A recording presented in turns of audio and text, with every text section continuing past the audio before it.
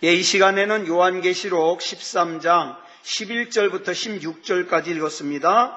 33번째 시간입니다. 자, 먼저 본문 11절 말씀 다시 한번 읽겠습니다. 시작. 내가 봄에 또 다른 짐승이 땅에서 올라오니 어린 양같이 두 뿔이 있고 용처럼 말을 하더라.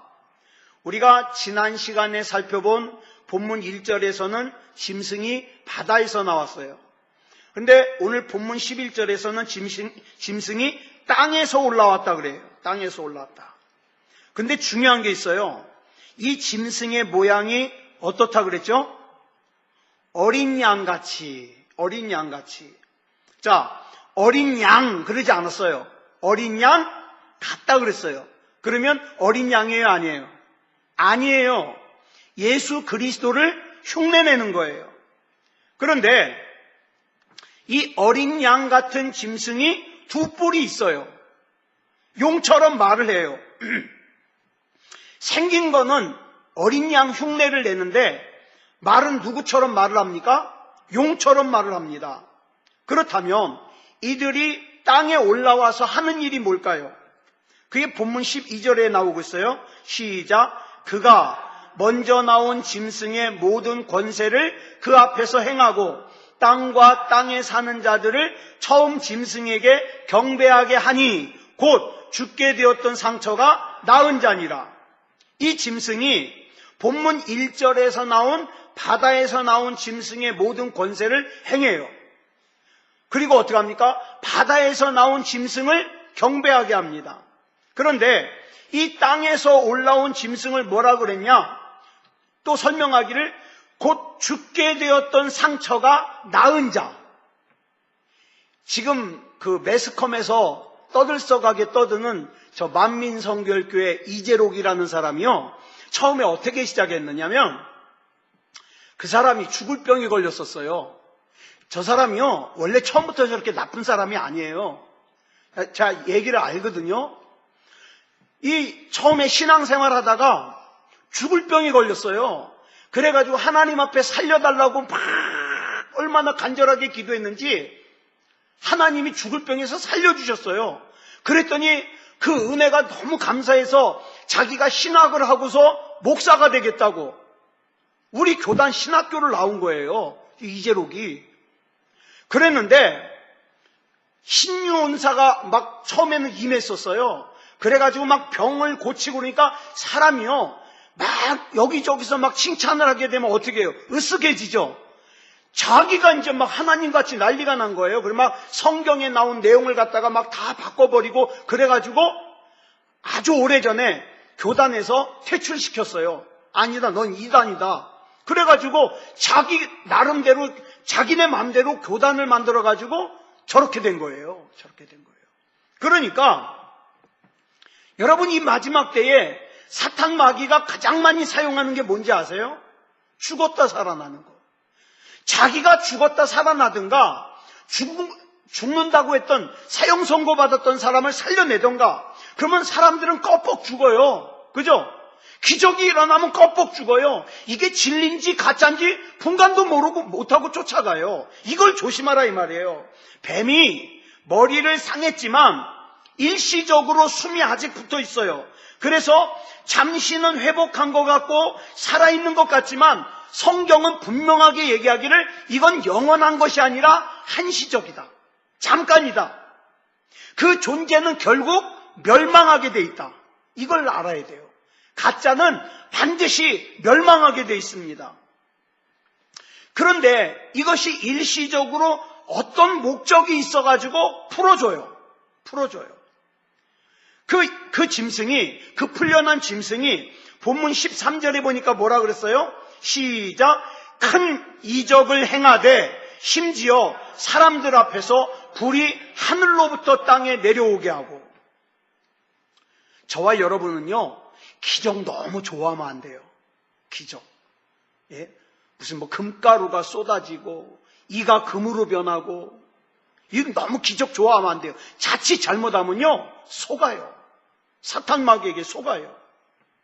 자, 불이 하늘로부터 땅에 내려오게 한다. 여러분 그럼 누가 생각이 나요?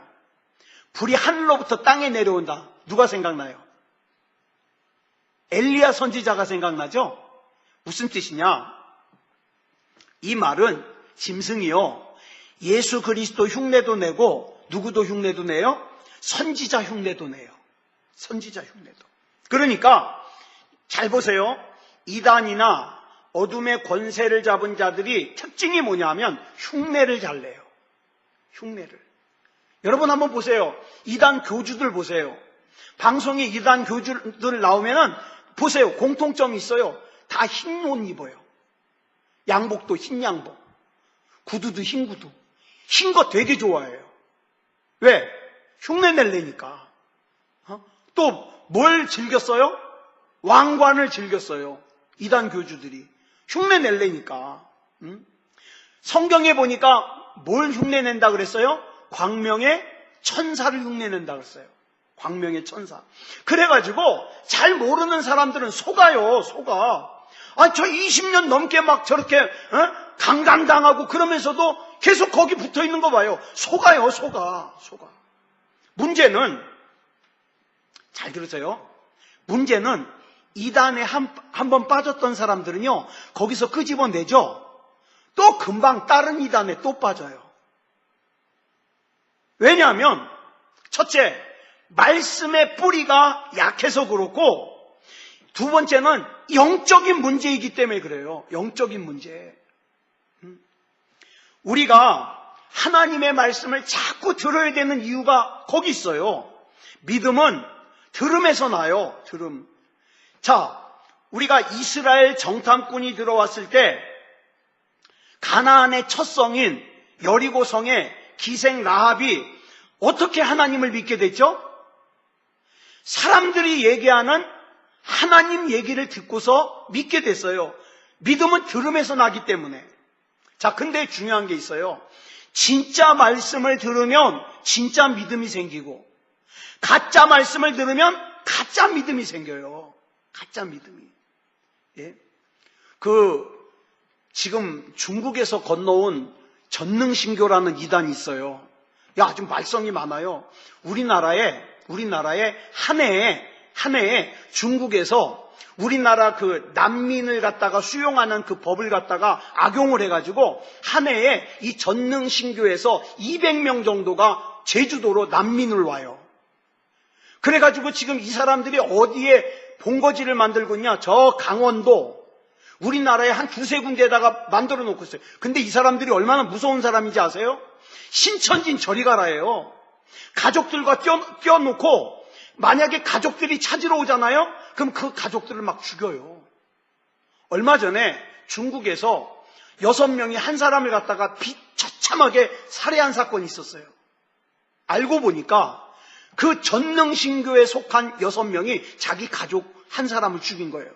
안 따라온다고. 처참하게 죽였어요. 그래서 지금 CTS나 CBS 방송 가끔 뉴스에 나와요. 중국에서 자기 가족을 찾으러 와가지고 막 울면서 제발 좀 저 전능신교 좀 와해시켜가지고 가족 좀 돌아오게 해달라고. 그런 사람들 많아요. 근데 거기에 속아 있는 사람들, 물론 속아서 들어있는 사람도 있지만 나가려고 그러면 죽이니까 무서워서 못 나오는 사람들도 있어요. 자, 뭘까요? 이게 바로 영적인 문제예요. 영적인 문제. 진짜 말씀을 들으면 진짜 믿음이 생기고, 가짜 말씀을 들으면 가짜 믿음이 생겨요. 그러니까 우리가 지금 당장 이해가 되지 않아도, 지금 당장 깨달아지지 않아도, 지금 당장 재미가 없어도 하나님의 진리의 말씀을 자꾸 듣다 보면 나도 모르는 사이에 내 의식과 내 생각과 내 판단과 내 모든 것이 누구의 통치를 받게 돼요? 하나님의 통치를 받게 돼요. 하나님. 계속 지금 요한계시록을 하면서 강조합니다. 특히나 요새 저렇게 막 이단들이 난리가 나니까 특히 더 강조해 드리는 거예요. 이 마지막 때에는 무슨 싸움인지 아세요? 진리 싸움이에요. 옛날에는 예수 믿지 말라고 막 죽여가지고 순교당했지만 지금은 뭐예요? 가짜가 많아가지고 진짜를 구별해내는 것이 너무 힘들어요. 진리 싸움이에요. 그래서 우리는 하나님 말씀에 깨어 있어야 되는 거예요. 깨어 있어요. 예. 그래서 개중에 보면은 막 자극적인 하나님의 말씀을 좋아하는 사람들이 있어요. 조심스러운 것이 이 자극적인 말씀을 자꾸 추구하다 보면요, 이게 마약 같아서 어떻게 해요? 점점 더 강한 것을 추구해요. 강한 것. 그런데 자 보세요. 우리가 일상생활 가운데서 정작 나로 하여금 살게 하는 음식은 막 어쩌다 한 번씩 먹는 그런 자극적인 음식이에요? 아니면 평상시에 먹는 음식이에요? 그 평상시에 먹는 평범한 음식이 나를 살게 하는 거예요. 그래서 그 평범한 하나님의 말씀을 먹다가 어떻습니까? 가끔 가다가 어떻게 해요? 자극적인 음식도 먹어보는 거예요. 그런데 우리가 여기서 알아야 될 것은 하나님께서는 때로는 큰 표적과 기사를 통해서 하나님의 말씀을 확실하게 증거하실 때가 있어요. 자, 근데 이게 중요한 게 있어요. 왜 하나님의 말씀을 확실하게 증거하실 때 기사와 표적을 나타나게 하실까? 성경에 보면 우리가 이걸 오해하면 안 돼요. 기사와 표적이 나타나야만 하나님의 말씀이다. 이건 아니에요. 이건 아니에요. 하나님의 말씀이라는 걸 보증하고 확증하는 차원에서 기사와 표적이 나타날 때가 있다 이 말이에요. 즉 하나님의 말씀을 보충 설명해 주기 위해서 기사와 표적이 사용된 거예요. 그런데 시간이 지나면서 사람들, 자극적인 것을 좋아하는 사람은 뭡니까? 기사와 표적이 목적이에요. 막 그거 보는 것만이 목적이에요. 그래서 기사와 표적이 나타나야만 진짜 하나님의 말씀이라고 생각해요. 아니에요.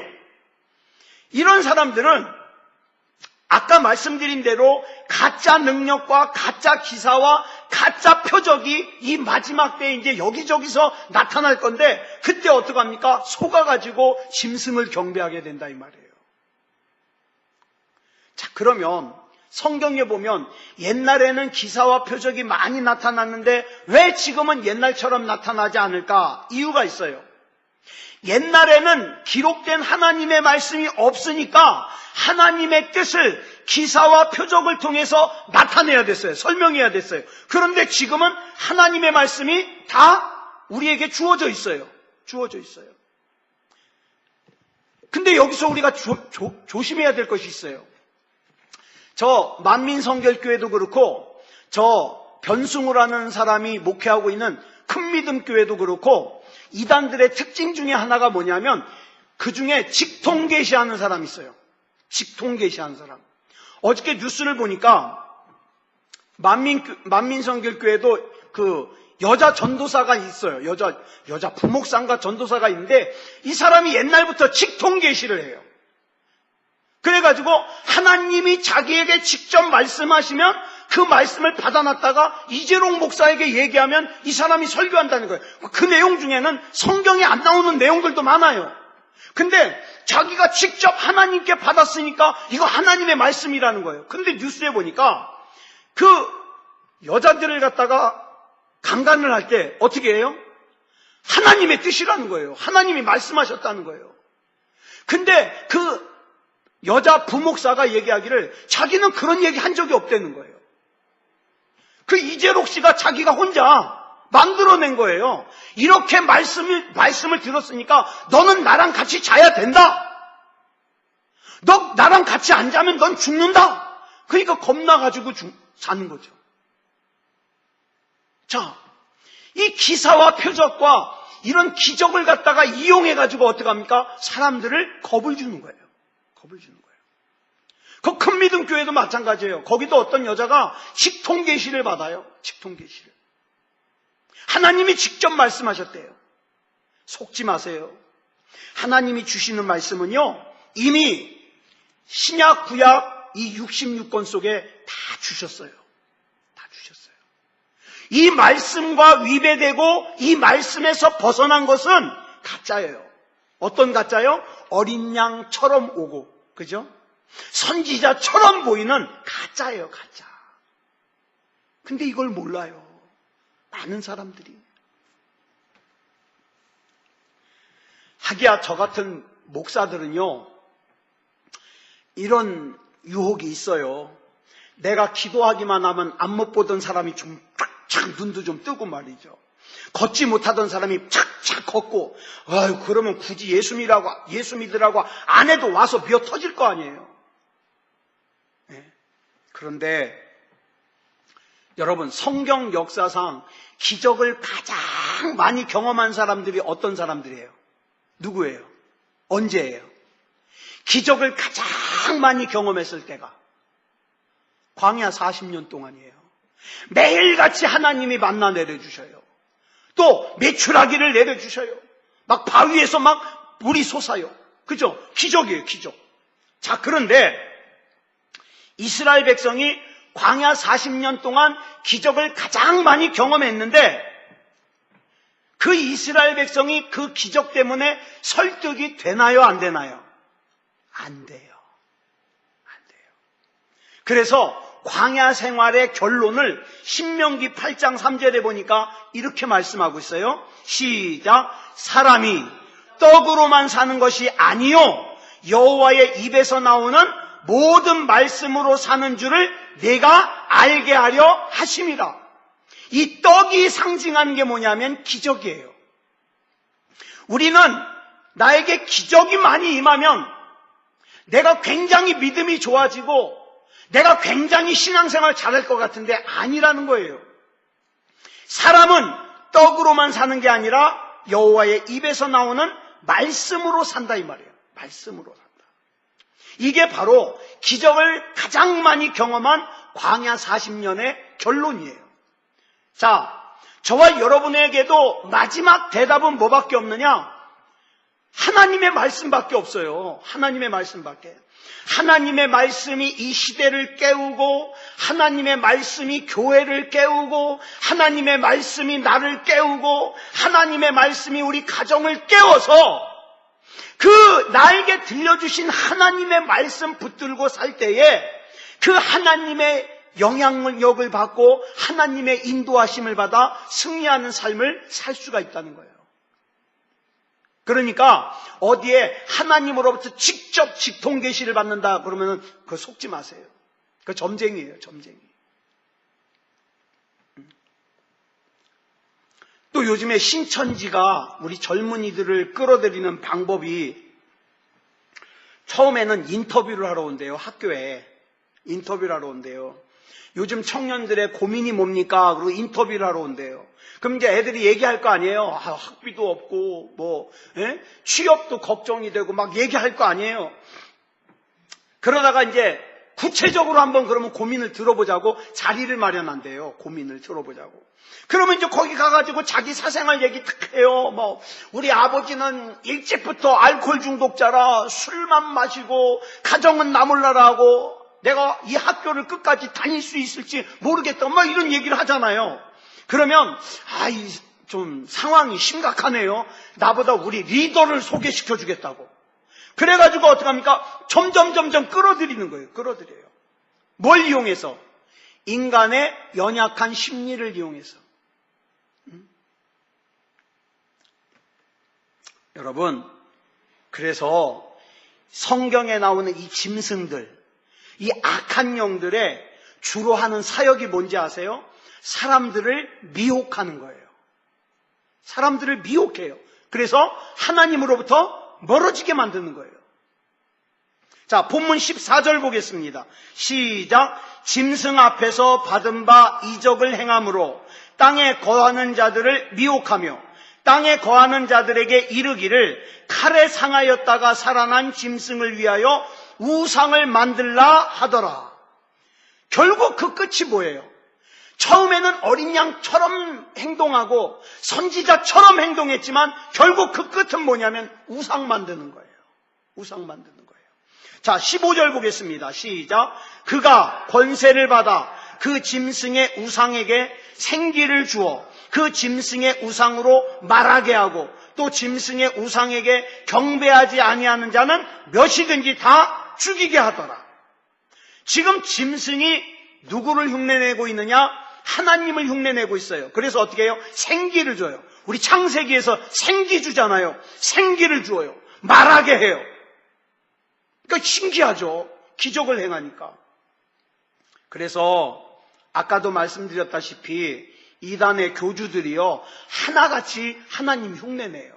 흰 옷 입는 거 좋아하고 왕관 쓰는 거 좋아하고 자기가 왕이라는 거예요. 예수 그리스도 흉내내는 거예요. 생기를 주실 수 있는 분은 오직 하나님밖에 없습니다. 하나님밖에. 근데 우상을 만들어서 우상에게 생기를 주어서 우상이 말하게 하고 그 우상을 경배하게 해요. 결국 목적이 뭐예요? 우상 경배예요.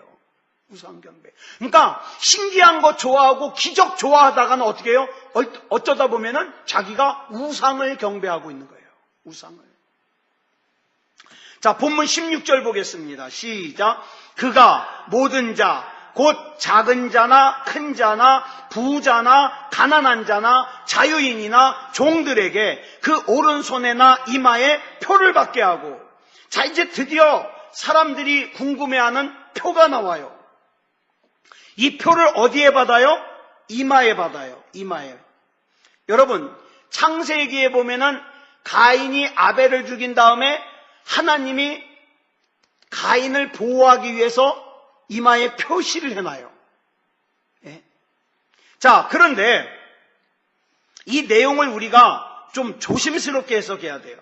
자, 이 가인이 받은 표는 가인을 보호하는 표예요? 아니면 가인을 해롭게 하는 표예요? 가인을 보호하는 거예요. 사람들이 죽이지 못하게 보호하는 거예요. 자, 그러면 볼까요? 이제 우리가 아주 두려워하는 666 얘기를 좀 한번 하고 넘어가려고 그래요. 666 그러면 이 당시 사람들은 다 알아요. 자, 우리가 여러분 혹시 JP가 누군지 아세요? JP. 김종필 씨. 뉴스에서 보면은 JP 그러면 김종필 씨예요. J, 종, 필, P. 그 다음에 DJ 누구예요? 김대중. DJ. 그 다음에 김영삼 씨는 뭐라 그래요? YS. 그러니까 뉴스 시간에 그래요. YS. 대중, DJ. 자, 마찬가지로 우리는 이것만 보면 그렇게 알거든요. 근데 이 당시에 로마 알파벳에서 숫자를 매겨요. 그 다음에 알파벳 대신에 숫자로 표시를 해요. 이거를 전문 용어로 게마트리아라 그래요. 게마트리아. 예를 들어서 영어로 A, B, C를 히브리어로 뭐라 그러냐면 A를 알렙, B를 베트, C를 기멜. 그러니까 알렙, 베트, 기멜 뭐 이러고 나가는데, 알렙은요, 그러니까 A는, 히브리어 A는 글자로도 사용되지만 숫자로는 1이에요. 1. 첫 번째 나오는 1. 자, 그러면 볼까요? 베트는 2예요. 기멜은 3이에요. 그러니까 우리 한글로 말하면 기역은 1, 리은은 2, 디귿은 3. 뭐 이런 식으로 숫자가 매겨지는 거죠. 자, 그러면 보세요. 이거 굉장히 어려운 거예요. 이게 뭘까요? 이게 히브리어인데. 예? 히브리어는요, 오른쪽부터 왼쪽으로 읽어야 돼요. 이 첫 번째 나오는 걸 뭐라 그러냐? 달렛. 가운데 있는 게 와우. 또 달렛이 또 나와요. 달렛, 와우, 달렛. 자, 근데 이게 달렛은요, 히브리어의 네 번째 스펠링이에요. 우리로 말하면 기역, 니은, 디귿, 리을. 영어로 하면 A, B, C, D 네 번째. 이게 달렛이에요. 자, 그런데 와우는 여섯 번째예요. 자, 그럼 한번 볼까요? 달렛은 네 번째, 와우는 여섯 번째, 또 달렛이 네 번째니까 숫자를 합하면 몇이에요? 달렛, 와우, 달렛. 4, 6, 4. 합하면 14. 자, 그러면 이 달렛, 와우, 달렛이라는 이 단어를 모음을 붙여서, 지금 이건 자음만 있거든요. 히브리어는 자음만 있어요. 여기다가 모음을 붙여서 읽으면 저와 여러분이 잘 아는 사람 이름이에요. 이게. 그러니까 이 사람의 이름을 얘기하잖아요. 그러면 이스라엘 사람들은 동시에 머릿속에 숫자가 14가 떠올라요. 그게 누구냐? 다윗입니다. 히브리어로 다윗을 이렇게 써요. 그러니까 다윗이라는 이 사람의 이름도 있지만 숫자로 14. 이게 다윗을 뜻해요. 자, 우리는 이걸 갖다가 공부를 해야 되지만 이스라엘 사람들은 알아요. 이건 상식이에요. 상식. 자, 근데 이게 이스라엘에만 있는 게 아니라 여러분 그 화산 폭발해가지고 묻힌 곳 있죠? 폼페이라는 곳이 있어요. 근데 이곳의 유적을 갖다가 이렇게 보니까 벽에 이런 것이 써 있대요. 나는 숫자로 5, 4, 5인 여자를 사랑한다. 우리는 몰라요. 이 5, 4, 5가 뭔지 모르지만 이 사람들은 알아요. 5, 4, 5. 그러니까 어떤 사람의 이름을 숫자로 표시하는 것은 유대인에게만 있었던 것이 아니다 이 말이에요. 이 게마트리아가.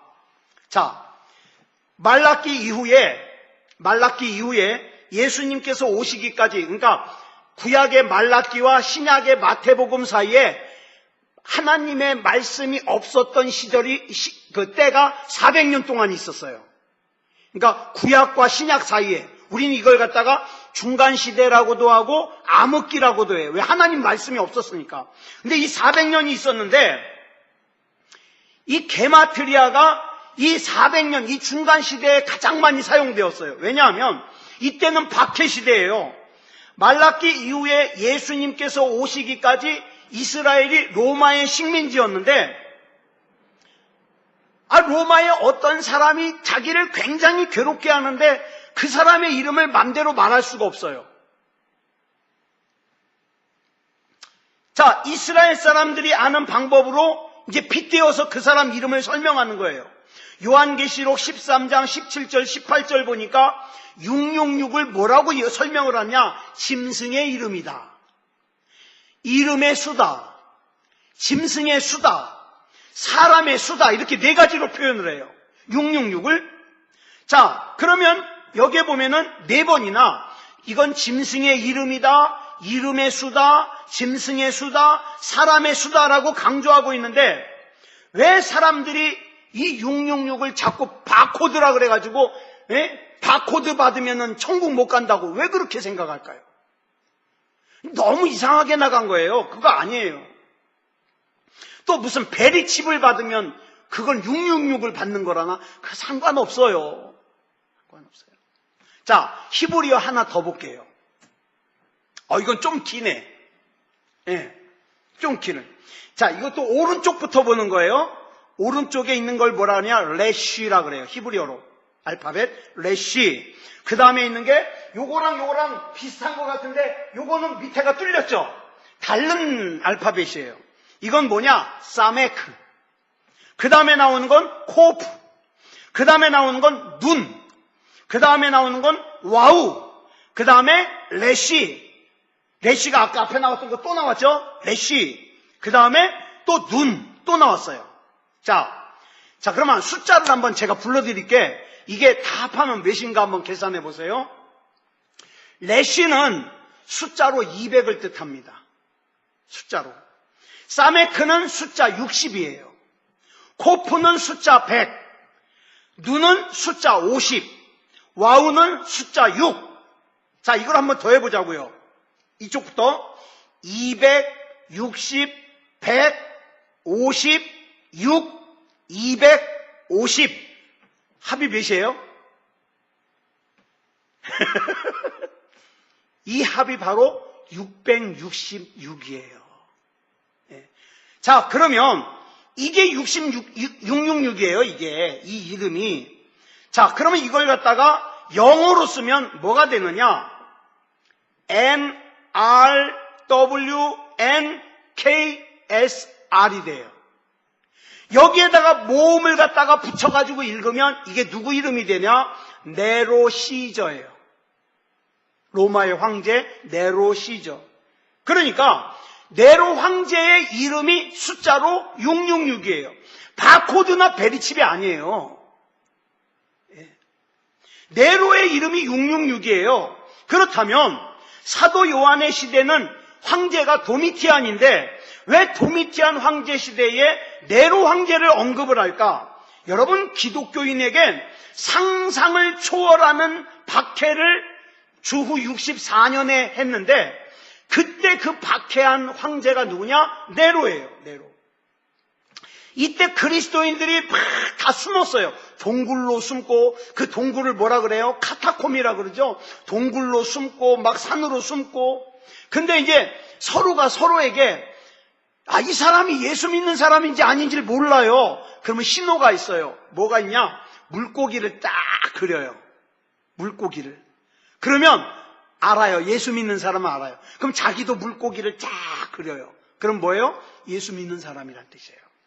그게 뭐냐면 헬라어로 물고기를 익두스라고 그러거든요. 익두스. 이 익두스는요, 스펠링마다 하나씩 따로 떼어냈는데 이게 무슨 뜻이냐면 예수 그리스도 하나님 아들 구원자 이 뜻이에요. 그걸 갖다가 알파벳을 하나씩 띄어서 만든 단어가 물고기라는 뜻의 익두스예요. 그러니까 무슨 뜻이냐면 물고기는 예수 그리스도는 하나님의 아들이시요 우리의 구원자이십니다. 신앙 고백하는 거예요. 물고기로. 이렇게 물고기로. 예. 이것이 주 64년 네로 황제 때 박해 때부터 나오는 거예요. 근데 그리스도인들을 박해하는 황제를 함부로 네로 그러면서 부를 수가 없잖아요. 그래서 사람들이 네로라는 이름 대신에 사용한 말이 뭐냐면 666이에요. 666. 그렇다면 이 666이라는 글이 요한계시록에만 나올까요? 이 666은 처음에 네로 황제를 뜻하기도 했지만 시간이 지나면서 이 666이 뭐가 상징이 되느냐? 예수 믿는 그리스도인들을 박해하는 존재를 666이라 그래요. 네로 같은 존재라 이 말이죠. 그래서 나중에는 막 사람들이 그 유태인들을 갖다가 막 대량 학살한 히틀러를 갖다가 666이라고도 하고 뭐 로마의 교황이 666을 한다고 하는데 우리가 여기서 분명히 정리해야 될 것은 너무 앞서 나가면 안 돼요. 그러다 보니까 막 사람들이 그러는 거예요. 뭐 바코드가 666이다. 베리칩이 666이다. 여러분 인터넷 들어가 보세요. 많아요 지금도. 뭐 666 바코드 받지 마십시오. 베리칩 받지 마십시오. 그거 아니에요. 아니에요. 예전에 이런 일이 있었어요. 666 버스가 있었어요. 사당동을 왔다 갔다 하는 버스인데 어느 날 어떤 교회 다니는 아줌마가 아무 생각 없이 이 버스를 탄 거예요. 그러더니 갑자기 차 안에서 비명을 빡 지르는 거예요. 세워주세요! 세워주세요! 그래서 막 운전기사가 놀래가지고 차를 세웠죠. 그랬더니 호다닥 뛰어내리면서 666 버스 타면 안 되는데! 천국 못 가는데. 맞아요, 틀려요. 웃기죠? 이거 아니에요. 속으면 안 돼요. 속으면 안 돼요. 또 이런 일도 있었어요. 어느 목사님이 부교육자 시절에 있었던 일이에요. 예배 시간이 돼가지고 이제 안내하느라고 딱 서 있는데 한복을 차려입은 어떤 부인이요 아들 손을 질질 끌고 왔어요. 목사님 막 울면서 막 죽을 병이 걸린 것처럼 목사님 예, 기도 좀 해주세요. 기도 좀 해주세요. 왜요? 그랬더니 큰일 났어요. 왜요? 그랬더니 얘 팔뚝 좀 보세요. 팔뚝을 보니까 한때 그 롯데월드에서 여기다가 그 자유이용권 이 팔찌 대신에 여기다가 바코드를 찍어줬어요. 그리고 요거 찍어주면 요거 이렇게 되면은 맘대로 탔거든요. 얘가 이걸 받아온 거예요. 바코드를. 이제 우리 아들은 천국 못 가게 됐다고. 목사님 기도 좀 해달라고. 자, 이런 일들이 왜 일어나요? 잘 몰라서. 자, 666은요, 네로 이름이에요, 네로. 네로. 이게 바코드를 받는 것이 무서운 게 아니라 내가 하나님이 미워하는 죄를 지었으면서도 죄 지은 거를 회개 안 하는 게 무서운 거예요. 그죠? 하나님을 만홀히 여기고 예배를 만홀히 여기고 기도를 무시하는 게 그게 무서운 거예요. 바코드가 무서운 게 아니라. 그래서 우리는 하나님 앞에서 진리 안에 밝게 깨어있는 그런 저와 여러분이 되기를 그리스도 예수님의 이름으로 축복합니다. 기도하겠습니다. 사랑의 하나님 감사합니다. 우리 예수 그리스도의 보혈의 공로로 우리를 구원해 주시고 천국 백성이 되고 하나님의 자녀가 되게 해주시니 감사합니다. 그런데 우리가 사는 이 세상에 가짜가 너무 많습니다. 자칫 잘못해서 정신 못 차리면 가짜 쫓아가다가 짐승에게 경배하고 하나님을 멀리 떠나기 십상입니다. 우리 주변에 신천지에 속아서 그렇게 주님을 떠난 사람들도 있습니다. 하나님, 우리 하나님께서 붙잡아 주셔서 이 진리 싸움에서 이기게 하시고 가짜에게 속지 않는 진짜 영적 분별력을 허락해 주셔서 믿음다운 믿음으로 살게 해 주시옵소서. 모든 것을 우리 주님 앞에 맡겨드리오며 그리스도 예수님의 이름으로 간절히 기도드렸사옵나이다. 아멘.